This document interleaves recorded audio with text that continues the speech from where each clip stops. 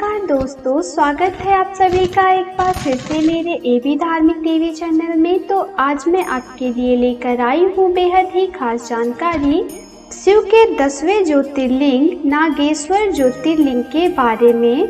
कैसे हुई उसकी स्थापना, क्या है उसकी संपूर्ण कथा, आइए जानते हैं। दारुका नाम की एक प्रसिद्ध राक्षसी थी जो पार्वती जी से वरदान प्राप्त कर अहंकार में चूर रहती थी। उसका पति दारुका महान बलशाली राक्षस था। उसने बहुत से राक्षसों को अपने साथ लेकर समाज में आतंक फैलाया हुआ था।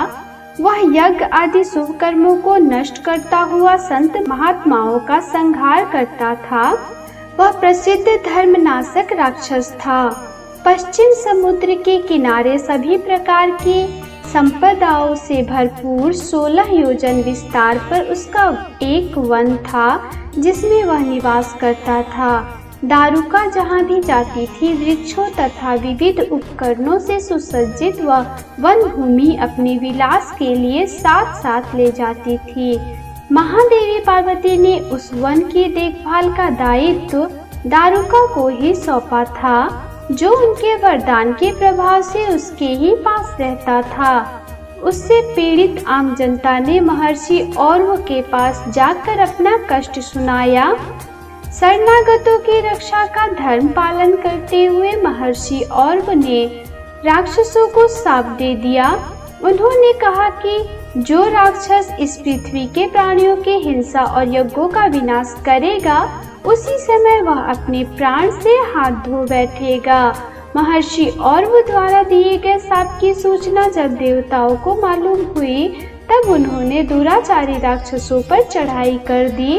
राक्षसों पर भारी संकट आ पड़ा।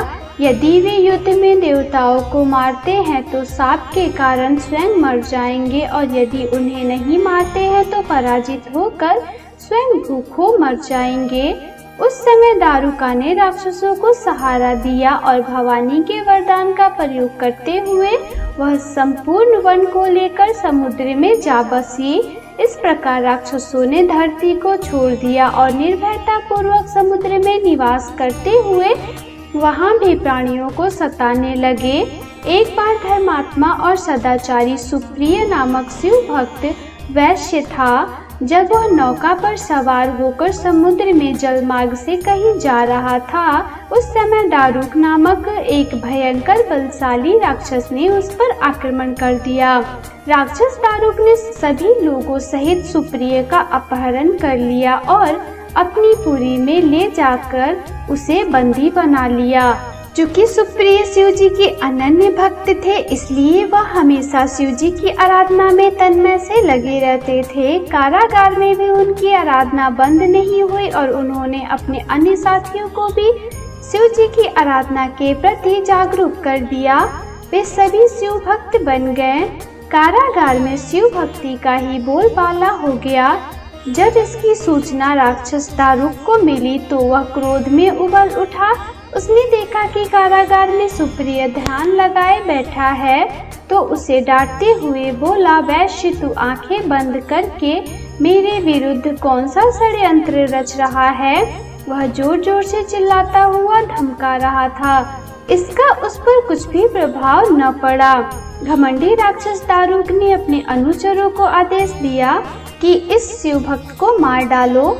अपनी हत्या के भय से भी सुप्रिय डरे नहीं और वह भयहारी संकट मोचन भगवान शिव को पुकारने में ही लगे रहे।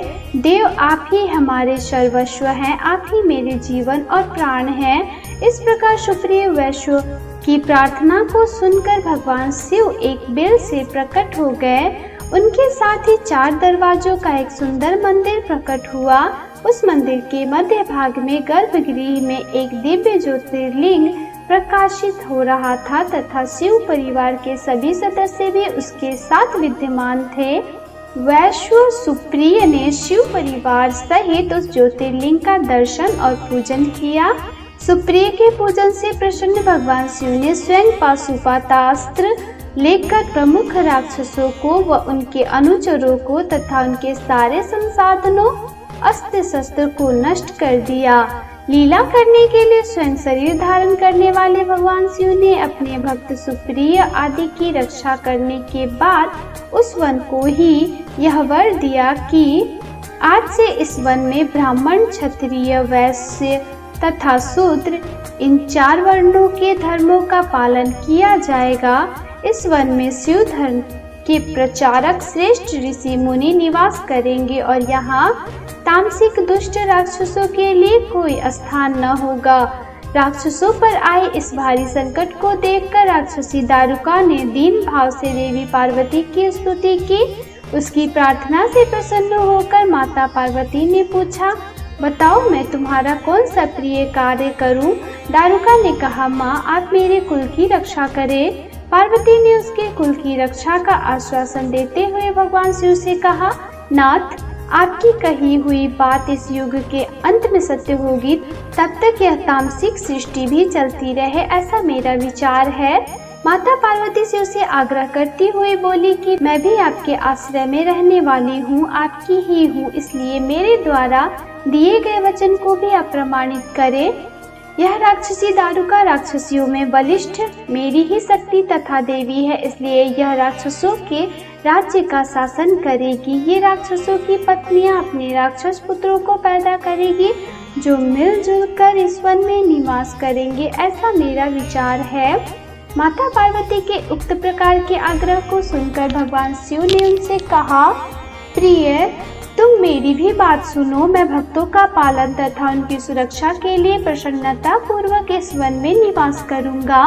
जो मनुष्य वर्णाश्रम धर्म का पालन करते हुए श्रद्धा भक्ति पूर्वक मेरा दर्शन करेगा वह चक्रवर्ती राजा बनेगा। कलयुग के अंत में तथा सतयुग के प्रारंभ में महासेन का पुत्र वीरसेन राजाओं का महाराज होगा। वह मेरा परम भक्त तथा बड़ा पराक्रमी होगा। जब वह इस वन में आकर मेरा दर्शन करेगा उसके बाद वह चक्रवर्ती सम्राट हो जाएगा।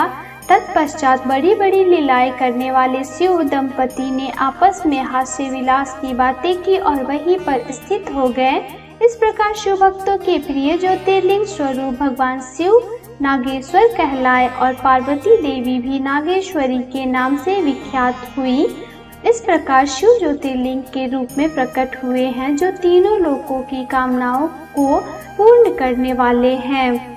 नागेश्वर ज्योतिर्लिंग के दर्शन करने के बाद जो मनुष्य उसकी उत्पत्ति और महात्म्य संबंधी कथा सुनता है वह समस्त पापों से मुक्त हो जाता है तथा संपूर्ण भौतिक और आध्यात्मिक सुखों को प्राप्त करता है। नाग दोष से मुक्ति दिलाते हैं बाबा नागेश्वर। नागेश्वर ज्योतिर्लिंग गुजरात के द्वारका धाम से 17 किलोमीटर बाहरी क्षेत्र में स्थित है। नागेश्वर का अर्थ है नागों के देवता। जिन लोगों की कुंडली में सर्प दोष होता है उन्हें यहाँ धातुओं से बने नाग नागिन अर्पित करना चाहिए। मान्यता है इस नाग दोष से छुटकारा मिल जाता है। नागेश्वर ज्योतिर्लिंग गुजरात के द्वारका धाम से 17 किलोमीटर बाहरी क्षेत्र में स्थित है। सावन में 12 ज्योतिर्लिंग के स्मरण मात्र से व्यक्ति के हर कष्ट दूर हो जाते हैं। द्वादश ज्योतिर्लिंग में 10वां स्थान नागेश्वर ज्योतिर्लिंग का आता है। रुद्र संहिता में शिव को दारुका वन नागेशम के रूप में बताया गया है। मान्यता है कि यहाँ दर्शन करने से तमाम पापों का अंत हो जाता है।